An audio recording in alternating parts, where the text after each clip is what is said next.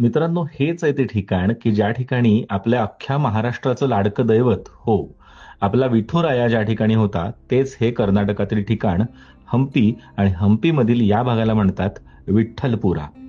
अप्रतिम वास्तुकलेचा नमुना असलेला हा भाग अक्षरशः आपल्याला वेड लावून ठेवतो आणि पाहत राहावा असं हे ठिकाण आहे. हंपीमध्ये असलेलं मोस्ट पॉप्युलर डेस्टिनेशन कुठलं असं जर तुम्ही विचारलं तर हे आहे मोस्ट पॉप्युलर डेस्टिनेशन म्हणजेच विठ्ठल मंदिर. या ठिकाणी अजून एक वैशिष्ट्य आहे.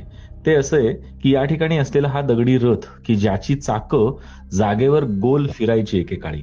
किती सुंदर वास्तुकला असेल तुम्ही कल्पना करू शकता. आज 50 रुपयाच्या नोटेवर असलेला जो दगडी रथ आहे तो याच ठिकाणचा रथ आहे आणि हाच आहे तो रथ. विठ्ठल मंदिराच्या प्रत्येक खांबांमधून सप्तसूर आजही ऐकू येतात.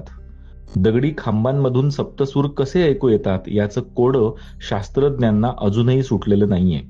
प्रत्येक खांबावर रामायण आणि महाभारतातील प्रसंग इथल्या गाईडकडून नक्कीच ऐकून घेतले पाहिजेत, कारण पटकन आपल्या ते लक्षात येत नाहीत आणि हजारो शिल्पकृती या विठ्ठलपुरामध्ये आपल्याला अक्षरशः वेड लावतात. या ठिकाणी आत्ता विठ्ठल नाहीये. मुघल सुलतानांनी जेव्हा आक्रमण केलं तेव्हा काही महिने या ठिकाणी फक्त तोडफोडच झाली.